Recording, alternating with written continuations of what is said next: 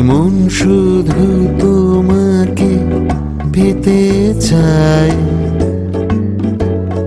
এই মন শুধু তোমাকে পেতে চাই।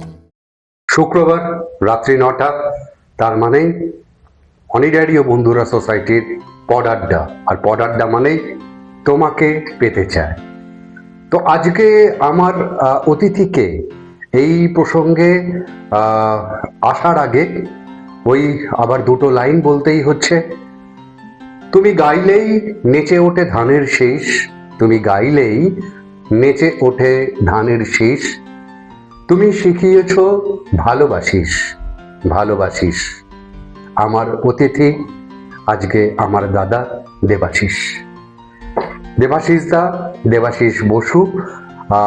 হয়তো অনেকেই চেনেন। আর এই যে এইরকম একটা প্রতিভা, আমি প্রথমেই পডাড্ডা শুরু করার আগেই ঘোষণা করেছিলাম, অনির্বাণ চৌধুরীর পডাড্ডা মানে তারাই অতিথি যাদের মিডিয়া হাইপ হওয়ার কথা ছিল, কিন্তু কোনো এক বিশেষ কারণে মিডিয়া উৎসাহ তেমন একটা দেখায়নি। আর আমার উৎসাহ তাদেরকে ঘিরেই, তাদেরকে আমি ক্যামেরার সামনে নিয়ে আসব। তেমনই একজন প্রতিভা দেবাশিস বসু। দেবাশিসদা একাধারে বাচিক শিল্পী, একাধারে একজন নাট্যশিল্পী, অসম্ভব সুদক্ষ অভিনেতা, এবং সবার উপরে আমি তো মনে করি এমন সুগায়ক এই মুহূর্তে বিরল। তো দেবাশিসদা, তোমাকে আমরা পেয়েছি আজকে অনিডারি ও বন্ধুরা সোসাইটির পড আড্ডায় স্বাগত। আমার এটাকে বলা উচিত আর কি এই ক্যামেরার সামনে, অনিডারি ও বন্ধুরা সোসাইটি যখন গঠিত হয় সেই সময়কার তুমি সহসভাপতি। তো আজকে দেবাশিসদার বিশেষ শারীরিক কারণে হয়তো তেমন একটা সময় দিতে পারেন না, সেই কারণে আমাদের বিভিন্ন অনুষ্ঠানগুলোতে হয়তো বছর দুয়েক হলো দেবাশিসদার উপস্থিতি সেরকমভাবে আমরা পাইনি। আমরা দীর্ঘ সুস্থতা কামনা করি, প্রথমেই বলে দিলাম দেবাশিসদাকে। আচ্ছা দেবাশিসদা, তুমি একাধারে বাচিক শিল্পী, তুমি একাধারে অভিনেতা এবং তুমি গায়ক। তোমার পছন্দের দেবাশিস বসু কোনটা? একটু গন্ডগোলের প্রশ্ন, মানে মানে মিসলিড করার প্রশ্ন যে আমি কোনটাতে বেশি। হ্যাঁ, গায়ক তো বটে, আমার শুরু তো গান দিয়ে হয়েছিল। হ্যাঁ, গায়ক হিসেবে তো নিশ্চয়ই একটা আমার জায়গা, ভালো লাগা আছে। এর সাথে থিয়েটারটা আমাকে প্রচন্ড, আমি যখন তখন শেষ বয়স, তখন ওনার গ্রুপে ছিলাম, কিয়া চক্রবর্তী, ওরা সব একসাথে ছিলেন তখন। সেই সময় আমি ওনার থিয়েটার থেকে আস্তে আস্তে আস্তে গ্রুপেও গেছি। থিয়েটারে একটা মোহ থাকে, তো সেই মোহতে আকৃষ্ট হয়ে গেছিলাম। সেটা আমার সেকেন্ড থিয়েটারটা। আর বাকি যেগুলো করি সেগুলো হচ্ছে পয়সার জন্যে, ইনকাম করার জন্য যেগুলো করতে হয় আমাদের, যেমন ডাবিং, ভয়েস, এগুলো তো আমাদের পয়সা কামানোর জন্য এগুলো করতে হয়। কিন্তু আসল ছিল আমাদের রবীন্দ্রনাথের গান। এই রবীন্দ্রনাথ একদম। আমি একটু ইন্টারাপ্ট করি, খুব ভালো হয়েছে এই প্রসঙ্গটা তুলেছো। কবিপক্ষ চলছে দেবাশিসদা, প্রথম দিকে আমরা যেহেতু কবিপক্ষ চলছে, রবীন্দ্রনাথের গান নিয়ে মূলত আলোচনাটাই হবো। তোমরা যা বলো তাই বলো, আমার লাগে না মনে, তোমরা যা বলো তাই বলো, আমার যায় বেলা, বয়ে যায় বেলা, আমার যায় বেলা, বয়ে যায় বেলা, কেমন বিনা কারণে তোমরা যা বলো তাই বলো। এই যে দেবাশিসদা, এটা আমি প্রায় ভাবি তোমাকে বলবো, এই যে ধরো এই গানটা গাইলে প্রথমে মনে আর পরের দিকে কারণে, এই যে দুটো শব্দের প্রয়োগ, হ্যাঁ, এই দুটো শব্দের প্রয়োগকে আমরা ঠিক গান গাওয়া বলি না, গান বলা বলি। এই দুটো শব্দের প্রয়োগ আসলে অনুভূতিকে স্পর্শ করে যে বেরিয়ে যায়, এই জায়গাটা তুমি কি শিখে বা তোমার গুরু তোমাকে শিখিয়েছে, না তুমি গান গাইতে গাইতে এটাকে উপলব্ধি করেছো? না, গুরুদের থেকে শেখা মানে আমাদের যেন মহাগুরু যারা ছিলেন তাদের গান শিখে আমরা শিখেছি। তারপর যেটা ইম্প্রোভাইজেশন, যেটা নিজের থেকে নিজস্বতা। আমি যখন 12 বছর বয়স ছিল তখন রবীন্দ্রনাথের গান, সেটা যখন 24 বছর বয়স হলো তখন অন্যরকম লেভেল চলে গেল। সেই গানটা একটা অন্য মানে হয়ে যেত। তখন ওটা প্রেমের গান ছিল, পরের দিকে দেখলাম না এটা প্রেমের গান না, এটা হয়তো পূজা পর্যায়ে, এটা পূজা পর্যায়ের গান। এইটা যখন বয়স বাড়ে, তোমার রবীন্দ্রনাথের গানে এই এই এই বিচিত্র এই যারা ধরতে না পারেন তাদের পক্ষে ব্যাপারটা একটু অন্যরকম হয়ে যায়। মানে কথার সাথে প্রেজেন্টেশনের সাথে তা মনে হয় যে এই মানুষটা সত্যি গানটা করতে পারে, একটু বুঝে শুনে করে। এটা কেন বলে যে ওই কথাগুলো, যে কথাগুলো আছে সেই কথাগুলো আমি ভেতর থেকে নিতে পারছি, এটা অটোমেটিকলি চলে আসে। ঠিক ঠিক ঠিক। তো এই যে এতখানি ব্যাপ্তি রবীন্দ্র গানের, সেইখানটাতে দেবাশিস দা একটা বিতর্কিত প্রশ্ন আমার চলেই আসে।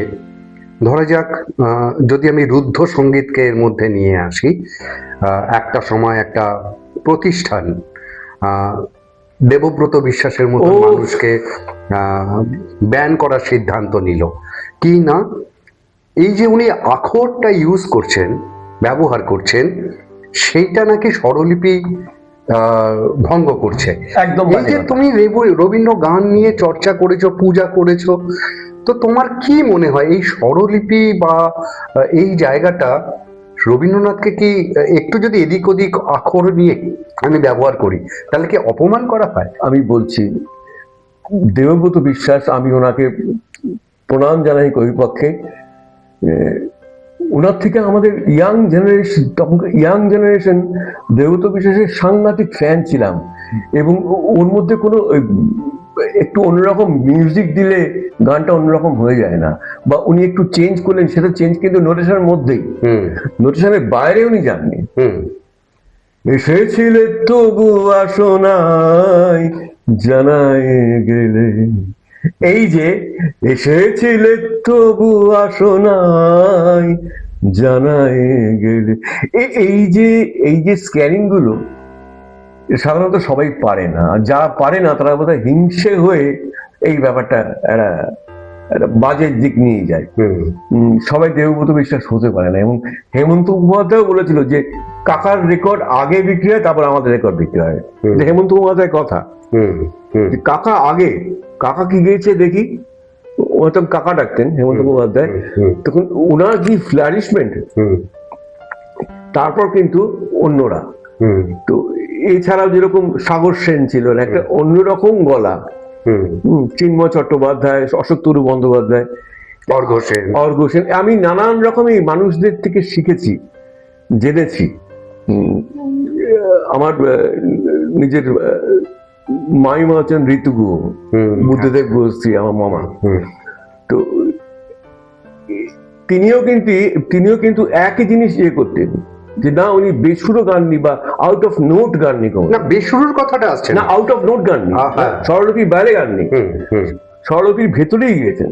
ধরা যাক আমি একটা মুখরাকে যদি অ্যাডলিভ হিসেবে ইউজ করি, তো সেই আখরটাকে তো আমি ব্যক্তিটা প্রকাশ করার জন্য, ওটা ব্যক্তি প্রকাশ করার একটা ভঙ্গিমা, যেহেতু তখন পাতায় পাতায় বিন্দু বিন্দু ঝরে জল, এই বিন্দুর আমাদের এখনো শুনলে গা কাঁপে। তখন পাতায় পাতায় বিন্দু বিন্দু, মনে হচ্ছে ফোটা ফোটা বিন্দু। এই তুমি বুঝতে পারবে, কিন্তু সবাই তো আজকাল সেরকম মানুষ না যে এইগুলোকে নেওয়ার মতন। তো আমরা সেই সময় জন্মে গেছিলাম, তো এদের দিয়ে আমাদের অনেক অনেক উপকার হয়েছে, কান মাথা এইসব কাজ করেছে। তো উনি চাক্ষিখানি কথা না, ঠিক। উনি কিন্তু আবার কিছু সোহেল চৌধুরীর গানও গিয়েছেন। হ্যাঁ হ্যাঁ, না স্বাভাবিক, সেই সময়টা তো উনি গণনাট্যর সঙ্গে হ্যাঁ। যুক্ত হয়েছিলেন, ফলেতে ওরা কন্টেম্পোরারি। ওরে বাবা, তখন ওরা কন্টেম্পোরারি। না উনি অনেক সিনিয়র। হ্যাঁ, ওনার জন্ম 1912 সালে, আচ্ছা দেবব্রত বিশ্বাসের জন্ম 1912 সালে। আচ্ছা আচ্ছা। এটাই আমি বলছি। তুমি দেবব্রত বিশ্বাসের সাক্ষাৎ ফাংশন দেখার অভিজ্ঞতা আছে? হ্যাঁ হ্যাঁ, অনেকবার আমি দেবব্রত বিশ্বাসের লাইভ প্রোগ্রাম দেখেছি, সদনের প্রোগ্রাম দেখেছি, বা বাইরেও প্রোগ্রাম দেখেছি। হেমন্ত কুমার একসাথে গাইছেন সেটাও দেখেছি। তো ওনার একটা ছিল, একটা উনি একটা ওই হাঁপানি ছিল, একটা যন্ত্র নিয়ে যেতেন ছোট্ট মতন, ওই থাকতো নেবুলাইজার টাইপের কি? ওই টাইপেরই। হ্যাঁ, হ্যাঁ। ওটাই বলে এখন যাওয়া মানে এখন কথা কম না, এখন আমি অক্সিজেন নিতে আছি। হাঁপানি ছিল পরে। ওই হাঁপানিটা উনি যেরকম ছবি বিশ্বাসের মতন, ওই হাঁপানিটাকে উনি পজ দিয়ে করতেন। আচ্ছা সাংঘাতিক। আচ্ছা। ওনার গলার আওয়াজটা ছিল, উফ, ওই আওয়াজ কোথায় এখন আর? এখন সব পিন পিন পিন পিন করে গান গায় না। আচ্ছা দেবাশিস দা, একটা বিষয় অনেকের মধ্যে প্রশ্নটা আছে, কিন্তু মুশকিলটা হচ্ছে ট্রোলিং এর ভয় হয়তো জিজ্ঞেস করে না, বা আক্রমণের ভয়ে জিজ্ঞেস করে না। এই যে রবীন্দ্রসঙ্গীতে একটা মানে মুখটা চেপে গাওয়া, এটা কি রবীন্দ্রনাথ বলে দিয়েছিলেন যে বিষয়টা এইভাবেই গাইতে হবে? তোমার কি মনে হয়? তুমি রবীন্দ্রনাথের অরিজিনাল গান শুনেছো? শোনোনি? আজই হতে 100 বর্ষ পরে না শুনেছি। না না না, আমি ওই ওই ওই ওই যে রেকর্ডিং ওটা ডিফেক্টেড। অরিজিনাল যে রবীন্দ্রনাথের গান আমি শুনেছি, আচ্ছা অরিজিনাল। ওটা কেউ কখনো বলবে না যে উনি চেপে গিয়েছেন। এটা কিছু কিছু আমাদের সম্প্রদায় আছেন, আমি নাম করব না, সেই সব সম্প্রদায়ের মানুষরা তার ছাত্রছাত্রী এইভাবে শেখান, যেটা আমি একদম পছন্দ করি না। না, তুমিও তো ছাত্রছাত্রীদের শেখাচ্ছ, তুমি এইভাবে গাইতে বলো। এইভাবে আমি শেখাই না একদম। গানটা গানের মতন হবে। ওই দাঁত চেপে মুখ চেপে গান গাইতো কেন? হ্যাঁ, ওই দাঁত চেপে মুখ চেপে গান গাইবো না। কিছু সম্প্রদায় ইনস্টিটিউশন আছে, তারা এটা করে। আবার শান্তিনিকেতনের কিছু কিছু জায়গা প্রফেসররা করেন এটাকে আমি মানি না।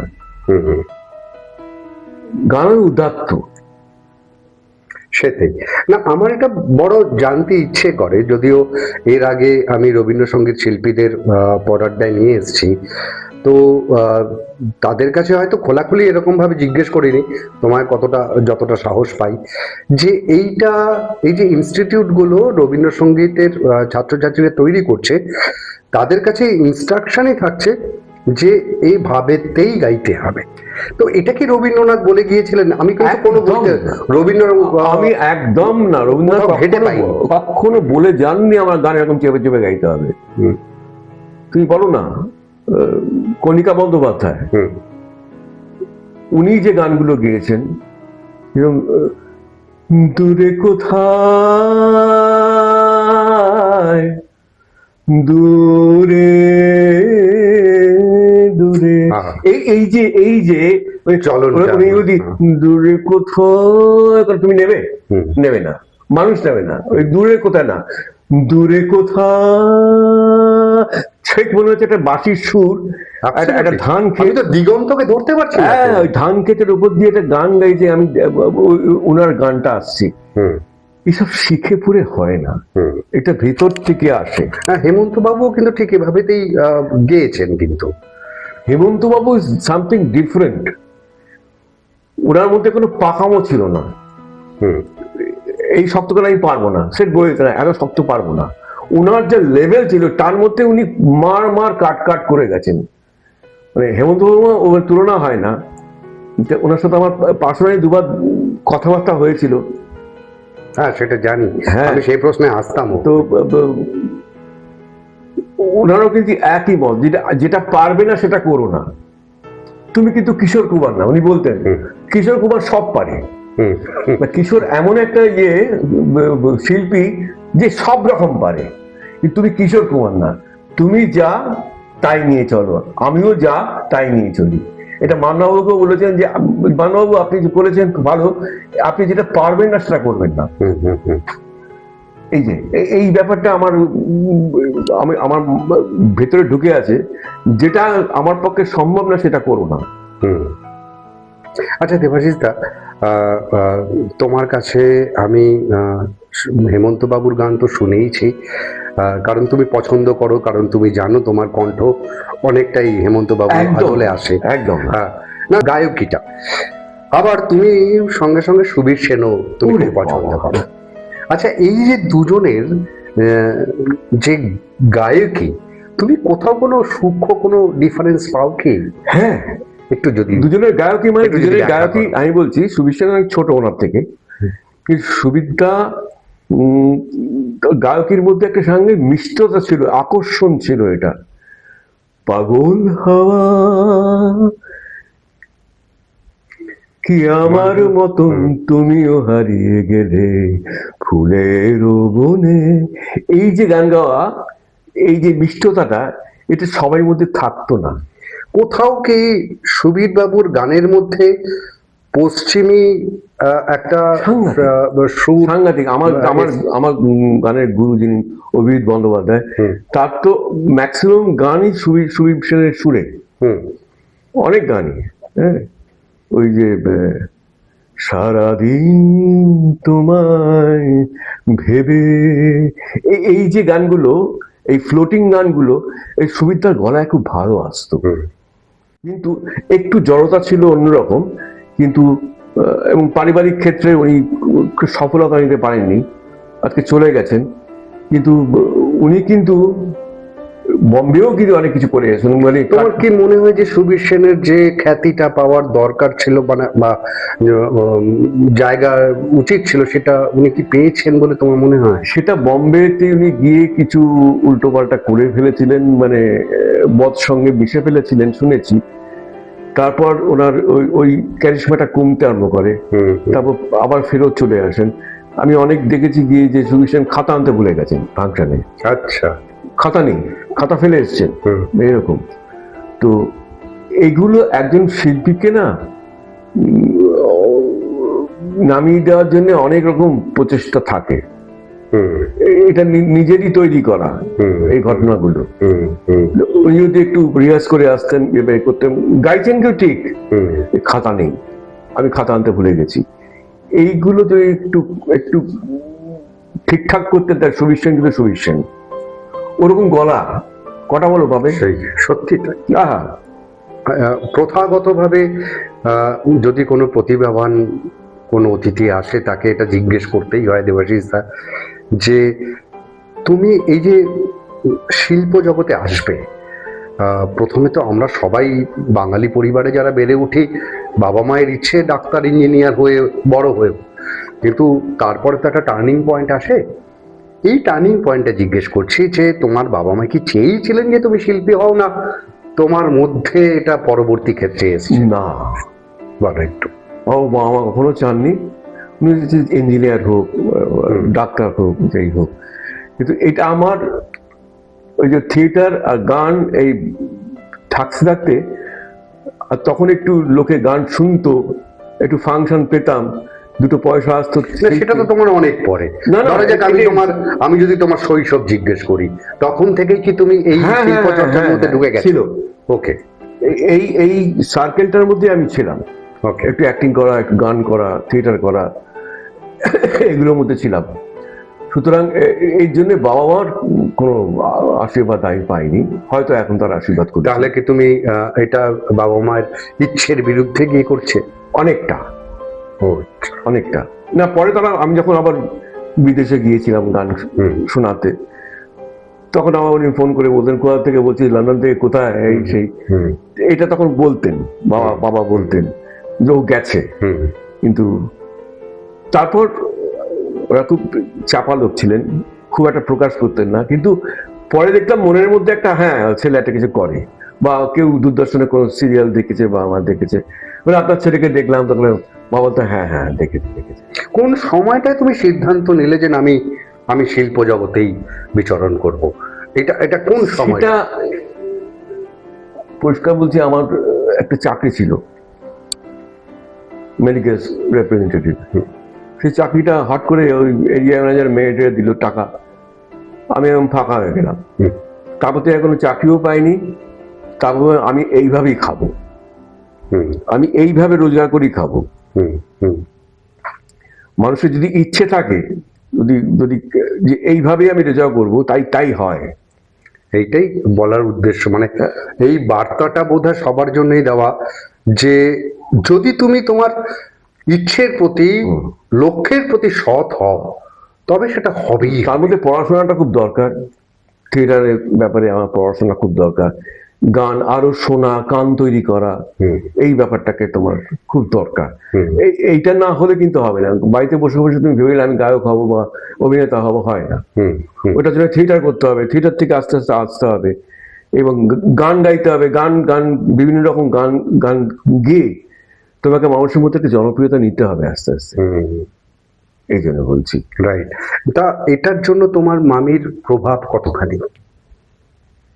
খুব বেশি দিন শিখিনি, তবে কিছু কিছু টপ্পা উনি শিখিয়েছিলেন আমাকে।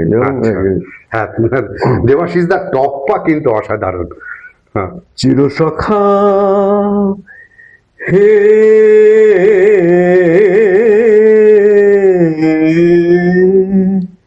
ছেড়ো না মোরে, ছেড়ো না সংসার গহনে, নির্ভর নির্ভয় নির্জনে স্বজনে সঙ্গে রহো, চিরসখা হে। এই ধরনের কিছু গান উনি স্পেশালাইজ ছিলেন, এইসব কিছু গান আমি শুনেছি। আচ্ছা, এটা কি মিশ্র রাগের মধ্যেই পড়ছে? হ্যাঁ, এটা মিশ্র রাগের মধ্যে, এবং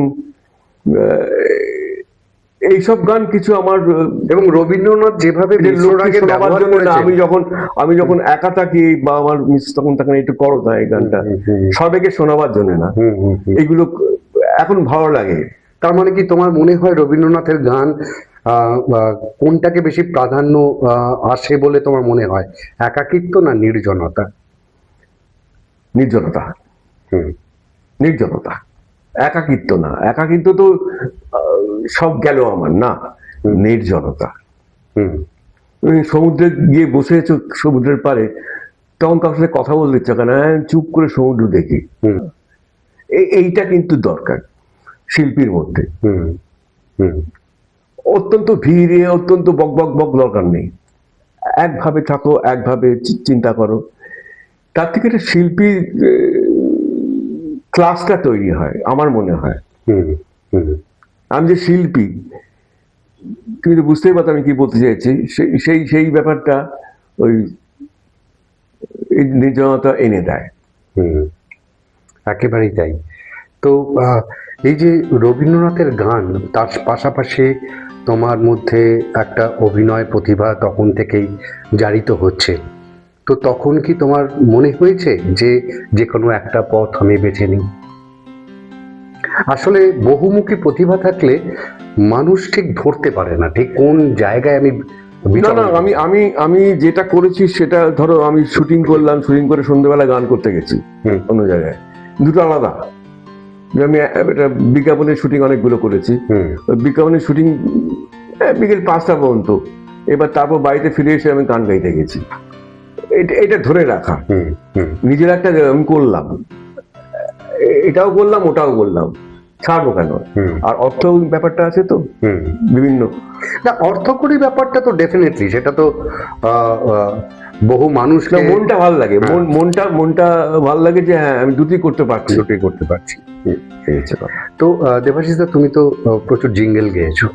হ্যাঁ, তো একজন ওই রকম যে নির্জনতায় থেকে রবীন্দ্রসঙ্গীত গাইছে, প্রাণে ধরছে, সে আবার একাধারে কমার্শিয়ালি জিঙ্গেল গাইছে, তখন এই যে ট্রান্সফরমেশনটা, এই যে প্যারাডাইম শিফট, এইটা কিভাবে করো? এটা তোমাকে ধরতে হবে। আমি খুব, এটা যারা নতুন এই প্রজন্মে আসছেন তাদের জন্যই বলছি,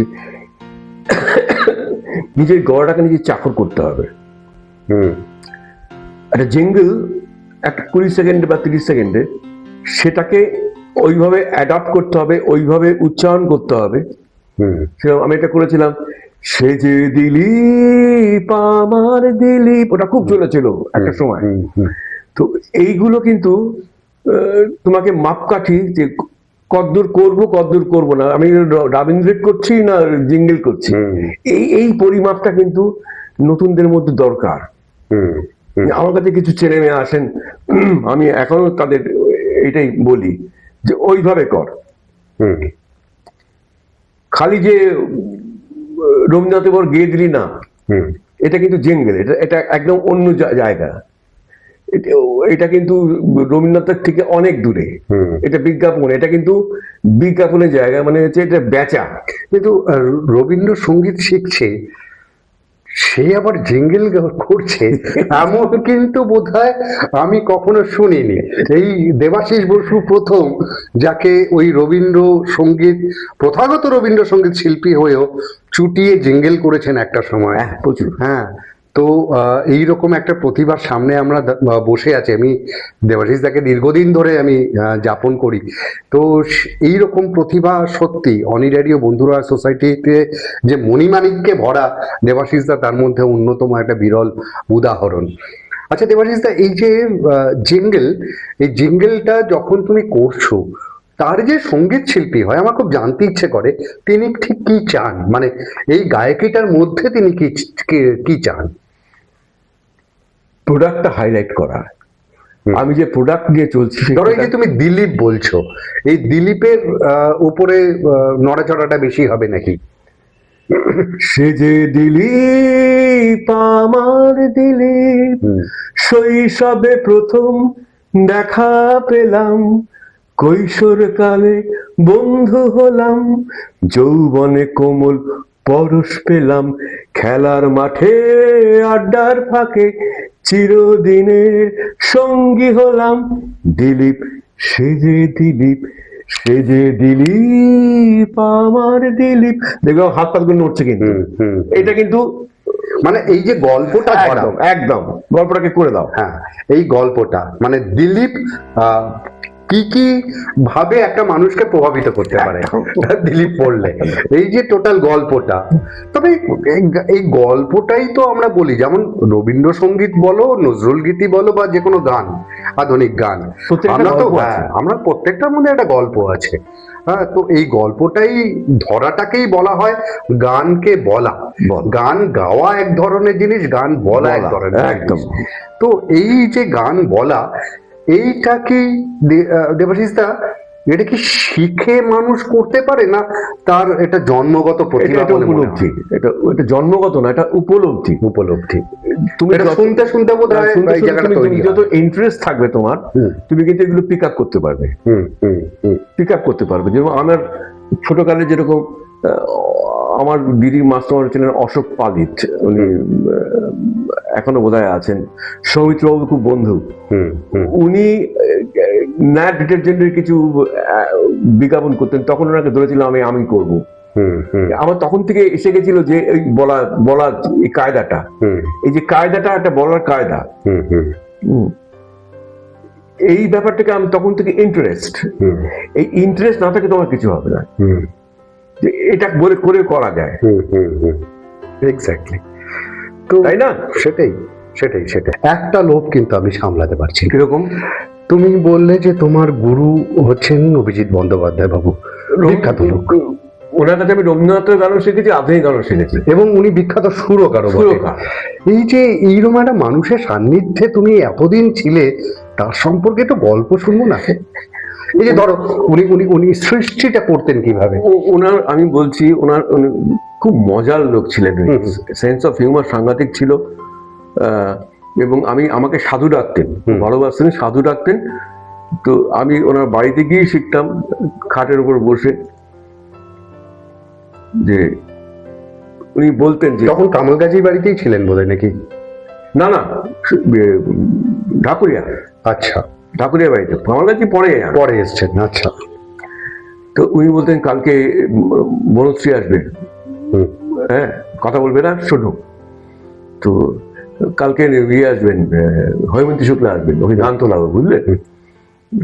তো উনি গান তোলাচ্ছেন, এখনো সারেঙ্গিটা বাজে। উনি বলছেন এখানটা এরকম করো না, এখানটা এরকম করো, আমার চোখ মারতেন যে ভালো হচ্ছে, আরো আরো ভালো করাচ্ছি।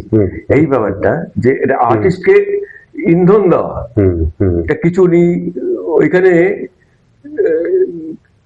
কিছু স্বরলিপি একটু একটু খেলিয়ে বলেছিলেন হৈমন্তীজি।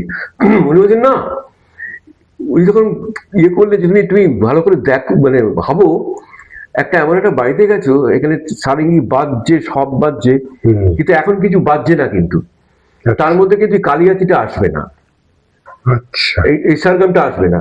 এগুলো শেখা শিখতে পেরেছি। এখানে সবই আছে, এখনো সারেঙ্গিটা বাজছে, কিন্তু এখানে তুমি কিন্তু এই করলে হবে না। এখানে কিন্তু জাস্ট যে নোটেশন গুলো আছে সেগুলো পুড়ে দাও। এইটা একটা সাংঘাতিক হিট হয়েছিল পরে। তো এইটা HMV আমায় নিয়েও গেছিলেন, আমি গিয়েছিলাম HMV-তে। তো এটা রেকর্ড করলেন। এছাড়াও আমি কিছু পুরনো আধুনিক গান, কিছু আধুনিক গান, শ্যামল মিত্র মশাইয়ের গান, মানবেন্দ্র মুখোপাধ্যায়, যদি আমারে দেখো তুমি উদাসিনী, যদি আমাকে দেখো তুমি উদাসিনী, এই গানগুলো হেমন্ত মুখোপাধ্যায় তো বাদি দাও, হেমন্ত মুখোপাধ্যায় যে সবাই চলে গেছে একটি মাধবী, হ্যাঁ, এইটা কোথা থেকে পেলেন এটা? আমার তখন চাকরিটা চলে গেছে, উনি গভর্নমেন্ট সার্ভিস করতেন, উনি বামফ্রন্ট করতে পারেন, চাকরি চলে যায়। পার্কে গিয়ে বসে আছে, আমার আর কেউ নেই, কাল খাবো কি? তখন একটা মাধবী ফুল ওপর থেকে টপ করে পড়লো, তুমি ওটা এখনো তো ঠিক ফুটে আছে। আচ্ছা, সবাই চলে গেছে, একটি মাধবী তুমি এখনো তো ঠিক ফুটে আছে। এই যে কথা লেখা, তারপর ওই যে নিয়মের সেই নীতি ওজনের হৃদয়ের দাম কত, ঘরে ছুঁড়ে ফেলা খড়কুটো যেন মূল্য পেয়েছে যত, এই গানটাও কিন্তু উনি হেমন্ত মুখোপাধ্যায় গাইছিলেন। আচ্ছা, বিখ্যাত গান, এমন একটা ঝড় উঠুক, এমন একটা ঝড় উঠুক। এরকম নানান গান উনি শোনাতেন আমাকে, আর তার হিস্ট্রি বলতেন, যেটা এই হিস্ট্রি। যেরকম শ্যামল মিত্র একটি গান আছে, হংস পাখা দিয়ে ক্লান্ত রাতের এসে, এই গানটা বলে আমরা রেকর্ডিং করে চলে এসেছি, হঠাৎ মানবেন্দ্র সব যেতেন, বলে এই আবার গাতো গানটা গাতো, শ্যামল গাতো। তো এইটা তো পুরো মিউজিক ফ্লুটটা কমপ্লিট করেনি, তাতে গানটা অফ হয়ে গেল। তখন আবার নতুন করে কি ফ্লুট দেওয়াতে পারে না, গানটা তো তৈরি হয়ে গেছে। এই গানটা এখনো পর্যন্ত কিন্তু যারা রেকর্ড শোনো, কিন্তু তুমি সোমফাক করো, দেখবে তো ওটা কিন্তু ফাঁকেই আছে, ওই ফ্লুট ওখানে শেষ হয়নি। এইগুলো কিন্তু আমরা পেয়েছি অভিজিৎদার থেকে। এবং কি করে গলা তৈরি করতে হয়, নোটেশন দেওয়া, গলা খারাপ, গলাকে তৈরি করে দাও, এই ব্যাপারটা ওনার সাংঘাতিক ছিল। এবং হবে না কেন, উনি সলিল চৌধুরী বাই প্রোডাক্ট, সত্যি। হ্যাঁ, তো ওনার থেকে তো কিছু পাওয়া যাবে, তো প্রচুর পেয়েছি ওইটার থেকে। ঠিক সেরকমই হচ্ছে দেবাশিস বসু, অভিজিৎ বন্দ্যোপাধ্যায়ের বাই প্রোডাক্ট। তো এই সান্নিধ্যগুলো পাওয়াটাই হয়তো একটা মানুষকে পরিপূর্ণ করে তোলে। একদম। এই যে ধরো জিঙ্গেল তুমি যে গাইতে শুরু করলে, ব্রেকটাকে দিল, কিভাবে পেলে সুযোগটা? আমি তখন একটা এজেন্সিতে ছিলাম, বিজ্ঞাপন এজেন্সি, ওনার পোস্ট হোল্ড করতাম। তো যেহেতু আমি গান টান গাইতাম, ওনারা আমাকে কয়েকটা, না, মেডিকেল রিপ্রেজেন্টেটিভ থেকে তুমি ওটা তো চলে গেল। আচ্ছা, এবার আমি ওই বিজ্ঞাপন সংস্থায় কাজ করতাম, তো ওইখান থেকে অনেকগুলো কাজ হতো। তো তখন ওখানে কেউ গান জানতো না, আমাকে দেখ না পারিস কিনা। আচ্ছা, ওটা করে করে দেখলাম পারছি, আচ্ছা। বলার কায়দারও হচ্ছে, পাচ্ছি। হুম হুম এইটা কিন্তু একটা সুযোগ, তো এই সুযোগ এক্সপ্লোর করতে হয়। তোমাকে একটা সুযোগ দিলে সেটাকে তুমি ভাবতে হবে, হুম এই সুযোগটা পেয়েছি, সুযোগটা আমি নষ্ট করবো না। হুম সেটা আমার দ্বারা হয়েছে, হুম। এটা আমার দ্বারা হয়েছে। এটা কি তোমার খুব ছোটবেলাতেই মানে না, খুব ছোট না। তরুণ বয়সেই পেয়ে গেছিলে ব্রেকটা নাকি? না না, খুব তরুণ না। তুমি তখন রবীন্দ্রসঙ্গীত গাইছো, না, আমি আদরেই তখন গাইছো? 22-23 বছর আমি তো ফাংশন করছি। আচ্ছা, তারপরে এই সুযোগটা হ্যাঁ। কেউ দিল আর কি। আরেকটা যেটা বলি, যে তোমার কণ্ঠস্বর, হুম এই কণ্ঠস্বরটাকে তোমার অনেক একটু বুড়োটে করে ফেলেন, ভাবেন বোধ হয় একটু বুড়োটে করলে ভালো লাগে। না, কণ্ঠস্বর যত কম হবে, ইয়াং হবে, তত কিন্তু তোমার ফ্লেক্সিবিলিটি থাকবে। হুম। ওটা যদি বুড়োটে করে ফেলে খুব মুশকিল। এটা কিসের ক্ষেত্রে বলছো? এটা সব ক্ষেত্রে, যে কোনো গানের যে ক্ষেত্রে? কোনো গান, গান নাটকও, হুম কণ্ঠস্বরটা আসল। হুম আমি যেটা নিয়ে বলছি, সে যদি আমার যদি বুড়ো রোল করতে হয়, ঠিক আছে, হুম। আমি এভাবে কথা বলতে পারি, এটা ঠিক আছে, কিন্তু আমি এভাবে কথা বলতে পারি, বিশ্বাস করো, তুমি দেখো, পারি না। আমার কণ্ঠস্বর কি মনে হচ্ছে না আমি খুব বুড়ো হয়ে গেছি? তা তো না, আমার বয়স হয়েছে, ওর থেকে আমি অনেক বড়। কিন্তু ধরে রাখা, হুম। এই ধরে রাখা কিন্তু আমাকে হেল্প করেছে। হ্যাঁ, এই কণ্ঠস্বরের বিষয়ে তো ডেফিনেটলি আসবো। তো আজকে ওই যে বললাম, একটা মানুষ, এমন একজন মানুষ দেবাশিস বসু, যার প্রতিভাকে একটা এপিসোডে ধরা অসম্ভব ব্যাপার। তো এই যে কণ্ঠস্বরের কথাটা আসছে না, এইবারে আমরা আস্তে আস্তে অভিনেতা দেবাশিস বসু, বাচিক শিল্পী দেবাশিস বসুকে ধরতে হবে। তো আমরা সেটাকে না হয় পরের এপিসোডেই ধরি। আপাতত এই এপিসোডটা গানের দেবাশিস বসুকে আমরা এখানেই শেষ করলাম আজকের শুক্রবারে। আবার পরের শুক্রবার আমরা ওই বাচিক শিল্পী দেবাশিস বসু এবং অভিনেতা দেবাশিস বসুর ব্যাপ্তি এবং খ্যাতি দুটো জায়গাকেই আমরা হাইলাইট করব। দেবাশিস দা, যেহেতু কবিপক্ষ চলছে, যেহেতু আমি বললাম যে পরের এপিসোডে তোমার অন্য সত্তাটাকে আমি নিয়ে আসবো, আজকে এই কবিপক্ষে তোমার যদি একটা দুকলি গান দিয়ে তুমি আজকের এপিসোডটা শেষ করো।